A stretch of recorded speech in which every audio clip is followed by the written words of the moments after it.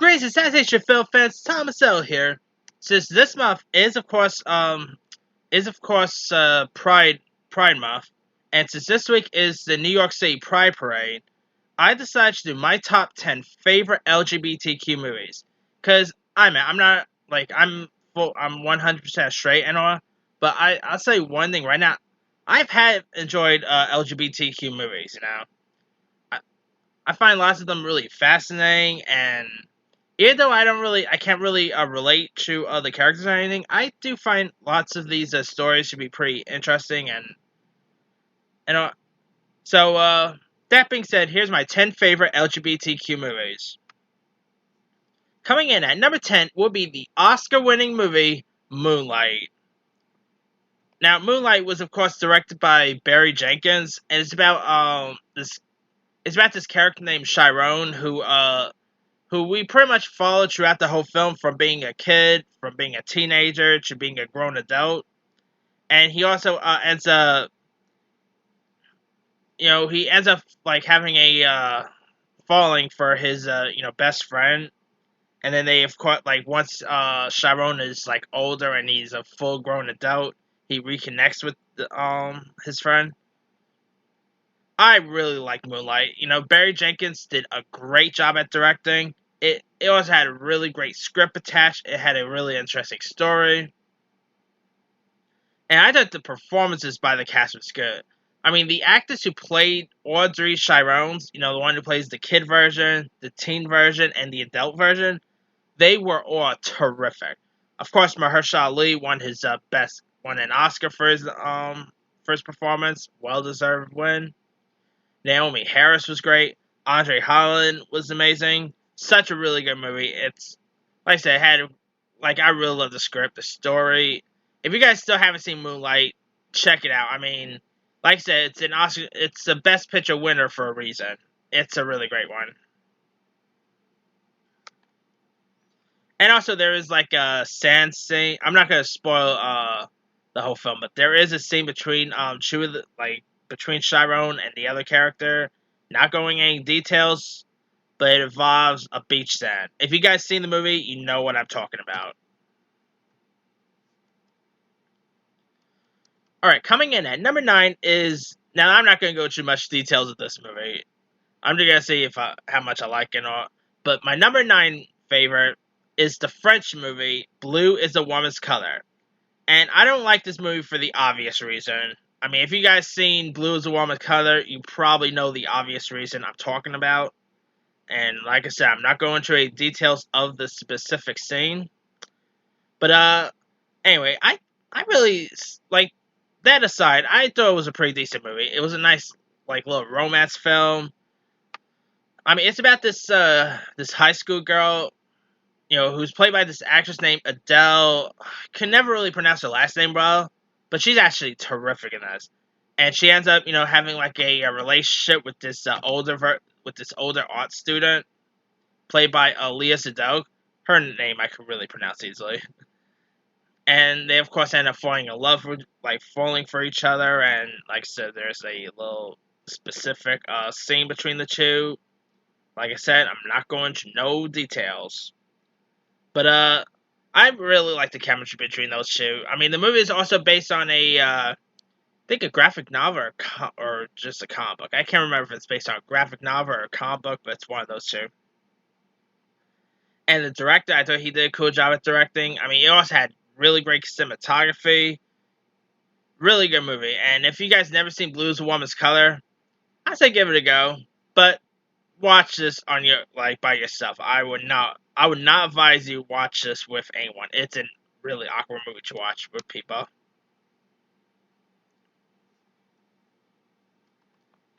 Alright, coming in at number 8 is Call Me By Your Name.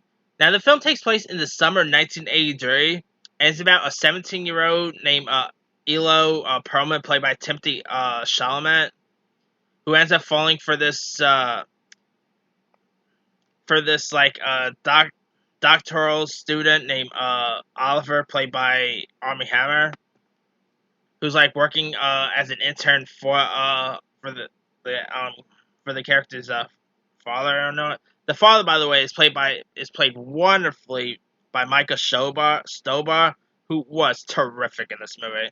Then, of course, Timothy Chalamet and Armie Hammer's characters both, ends up pretty much falling for each other. It's a little bit of an awkward film, actually. I mean, it's a movie about a 17-year-old who falls in love with a grown man. That's a little creepy in real life, but that aside, it's still a pretty decent movie. I mean, Timothy Chalamet, I thought he scored his first Oscar nomination for this, well deserved nomination. Kind of surprised Armie Hammer didn't get a nomination. I thought he was terrific. And the director, of course, did a pretty good job at directing. I mean, it was, of course, directed by this director named Luca Guadagnino. Not really good at pronouncing his last name. But he recently did that remake of Suspiria. There's also some interesting, the film also had a really good script behind it. Had a interesting original song to it. The screenplay was written by James Overroy, who won his Oscar for Best Screenplay for this. Really good movie. I mean, if you guys never seen Call Me By Your Name yet, check it out. It's another really good LGBT movie worth checking out. And I've been hearing they're supposed to do a sequel to this, but I don't know how you could make a sequel. But who knows? Maybe if done right, we'll probably get one. Coming in at number 7 is maybe a recent one, and that is Love, Simon. Now, the film is about a 17-year-old named Simon Spear, played by Nick Robinson, who hasn't really told his family or his friends that he's gay. And he also has he also doesn't know the identity of a anonymous classmate that he has also fallen for online. So he's pretty much being catfished on that. Well, not really catfish, but somewhere around that line. Well, he thinks he's mainly getting catfish, but anyway, Love, Simon is of course based on a young adult novel, and I love Simon. I didn't really expect to love this movie as much as I did. I thought it was really funny. It was really I thought it was really charming. It was cute. Nick Robinson was terrific in this movie. You also had the kid from The Flash, who played Wally West. He was in this. Who else? Oh yeah, Jennifer Garner, Josh Duhamel. Terrific movie. And I remember hearing that we might be getting a TV version of Love, Simon, which I don't know how you can make a TV version, but hey. Anyway, if you guys still haven't seen Love, Simon by now, it's a really terrific movie. And it also did pretty well in the box office as I expected. Wow. When this movie got released, I did not expect this movie to be that much of a hit. But hey, I'm really happy that it did well, and I really enjoyed it. Coming in at number 6 is Chasing Amy. Now, the film is about these two comic book authors named Holden McNeil and Banky Edwards, played by Ben Affleck and Jason Lee, and they both live together in New Jersey and have been friends for over 20 years. And they, of course, spend their time, working in their studio, and in the evening they always go out and all. But in a young, beautiful lesbian woman named Elisa Jones, played by Joey Lauren Adams, ends up entering their life, and Holden ends up falling in love with her. And Holden also has to deal with Banky's jealousy with his new girlfriend's rich passing on. So, yeah, it's a bit of an awkward situation. But the movie is directed by Kevin Smith, who I'm a big Kevin Smith fan. And this is actually, I guess you could count this as a trilogy, because this is Kevin Smith's Jersey trilogy. Because this movie also followed up by Clerks and Mallrats. So I guess I probably could have added this in my top 10 favorite trilogies when I was doing that list. But anyway, yeah, I really like the chemistry between Jason Lee, Ben Affleck, and Joey Lauren Adams, who all, of course, worked with Kevin Smith loads of times. Now, obviously, Kevin Smith also has a cameo in this as a Silent Bob, because Jason Mewes is also in this as a Jay. It's a really good film. It's a film about friendship, a film about love. It has lots of. I guess you could say it's more of a like this and Jersey Girl are two of Kevin Smith's more lighter tone, like lighter film, not like laugh out. They're still comedies, but they're not like laugh out loud comedies, you know. And it's a really decent one. I mean, if you guys never seen Chasing Amy by now, check it out. It's then the line. I'm probably gonna do my top favorite Kevin Smith movies, and obviously Chasing Amy is gonna be in that list. So, but yeah, Chasing Amy is a really good one. And of course, the two leads are gonna be comic book authors, because look at who the film is directed by. But anyway, coming in at number 5 is Hedwig and the Angry Inch. The film is about Hedwig, who was born as a Hansa in East Berlin, and he ends up falling in love with an American GI, and he ends up going a gender reassignment surgery in order to marry him and flee west. And like years later, he ends up bleeding he things that actually end up not working out. So like years later, he decides to enter a rock band and go on tour in the U.S. and ends up telling his life story throughout a series of concerts and all. The film is directed and led by this actor named John Cameron Mitchell, who I thought was great in this movie. The movie also had some really great music, great performances by John Cameron Mitchell. Really good film. I mean, if you guys never seen Hedwig yet, check it out. I mean, the movie got released in 2001. Boy, it's been that long since this film got released. Dang. But yeah, it's also pretty sad to watch as well. But the music is really phenomenal.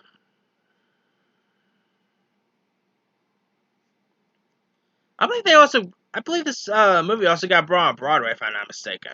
Gotta double check that, but yeah, I remember this. They actually brought this on Broadway as well. So, or was that Kinky Boots I'm thinking of? Oh well. All right, coming in at number 4 is The Birdcage. Now, the film is a remake of a French film, and it stars Robert Williams as a character named Armand, who's a gay Miami drag club owner who pretends to be straight and attempts to hide his relationship with Albert, played by Nathan Lane.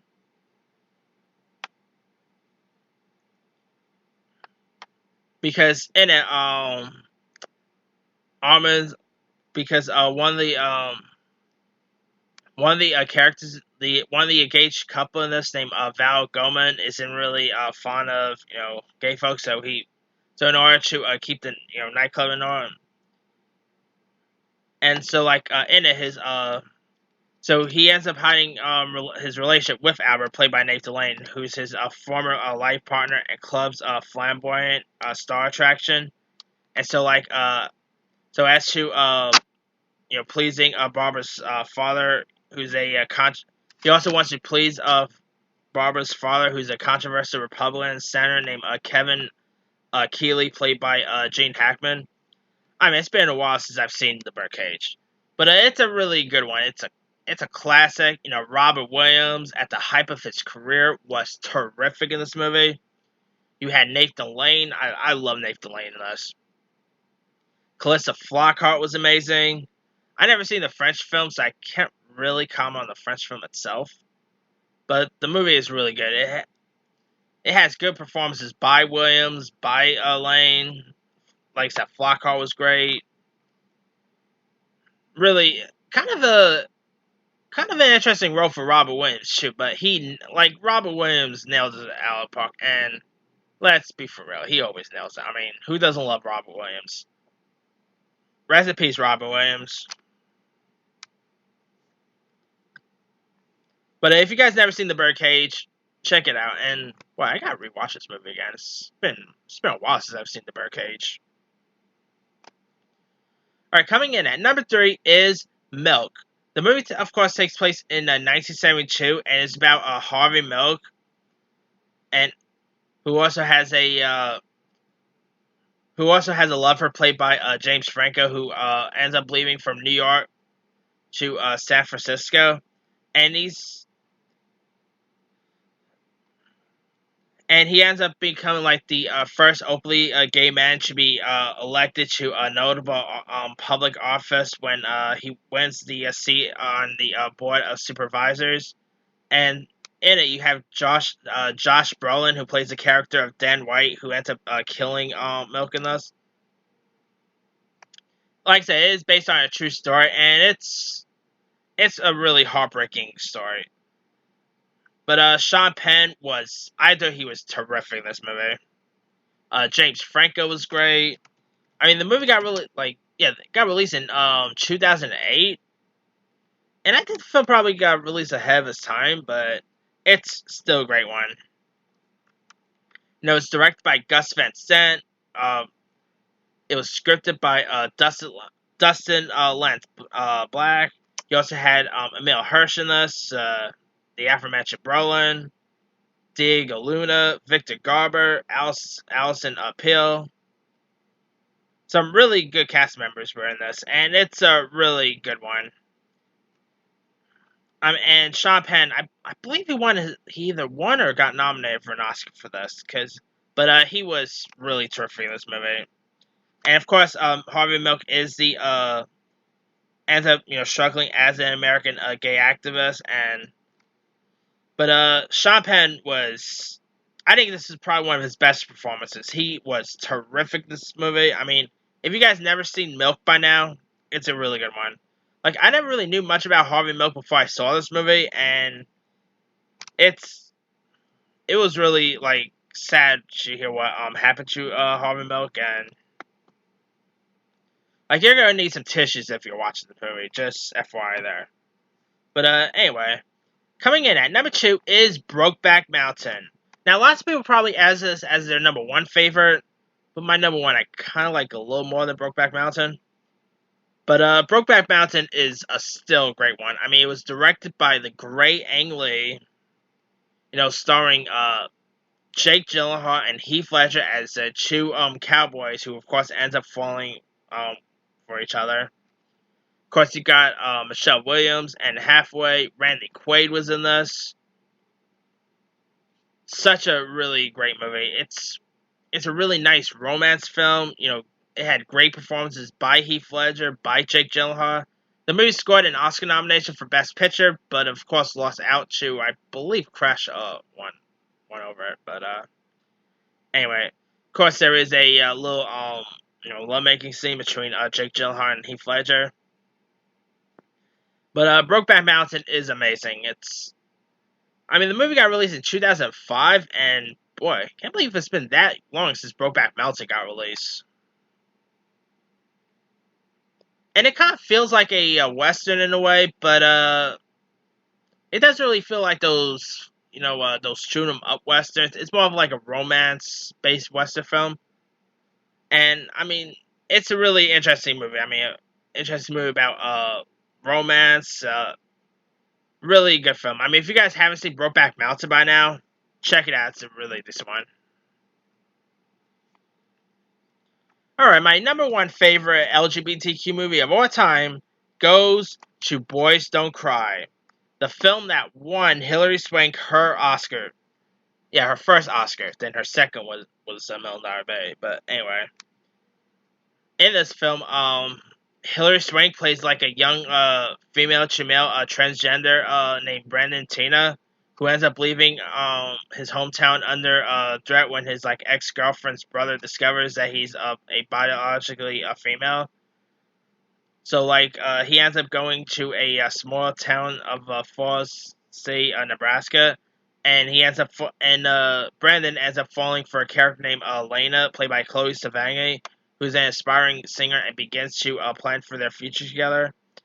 But her ex-convict friends, played by John, named John, and Tom, played by Pierce Sarsgaard and Brandon Sexton III, pretty much ends up leading Brandon down a very dark path. I'm gonna say it, Brandon sadly gets killed. And it's heartbreaking too. you're gonna kind of like milk. You know, you're gonna need tissues if you're watching this because it's a really heartbreaking film and like what Brandon had to go through, and it's just really heartbreaking to watch. And but Hillary Swank, I thought she was phenomenal in this movie. I believe this was like not Hillary Swank's first feature, but it was kind of the movie that really put Hillary on the map. And she was, I love Hillary Swank in this. You know, she won her Oscar for a reason. It's a well deserving win, and I mean Pierce Sarsgaard was also great, and Brandon was good, but their characters are huge. Do not like their characters at all. And of course, I also liked Hillary's chemistry with Chloe Sevigny. I thought their chemistry worked out really well. I mean, Boys Don't Cry was also directed by by Kimberly Pierce, who also directed that remake of Carrie. She also did Stop Loss. Some pretty good films Kimberly directed.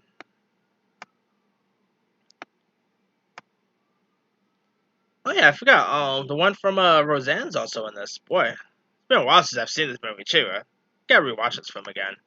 But anyway, yeah, definitely check out Boys Don't Cry if you guys never seen it. It's a really terrific one, and my man, Hilary Swank really went into an interesting transformation because of course Hilary Swank is a female, but in the film she actually played a male, and that probably won't fly well with today's standards. But anyway, yeah, Hilary Swank was definitely her best performance ever. I mean, if you guys haven't seen Boys Don't Cry yet, give it a go. It's a really good one. But granted, you're gonna need some tissues while you watch this because it's a really heartbreaking film. But anyway, that's pretty much it. Let me do the quick rundown. Number 10, Moonlight. 9, Blue is a Woman's Color. 8, Call Me By Your Name. 7, Love Simon. 6, Chasing Amy. 5, Hedwig and the Gang Revenge. 4, The Birdcage. 3, Milk. 2, Brokeback Mountain. 1, Boys Don't Cry. Now, there's loads of other ones I probably could have added. Let me see. Oh yeah, but I'm a Cheerleader is a really good one with Natasha Lyonne, Carol, Pride, um, A Single Man, Tangerine, The Miseducation of Cameron Post, The Way He Looks, Princess Sage, Boy Erase, Paris is Burning,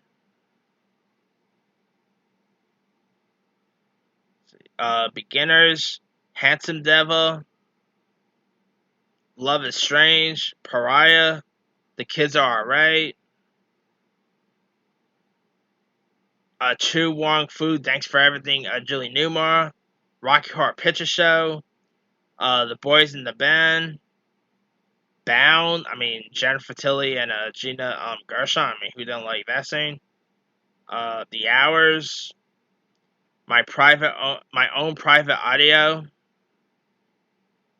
High Art, Mysterious Skin. Some really good ones here. But let me leave you guys. What are some of your favorite LGBTQ movies? Drop a comment below. Don't forget to like, subscribe, hit that bell for more notifications. This here is Thomas L, and happy Pride Week.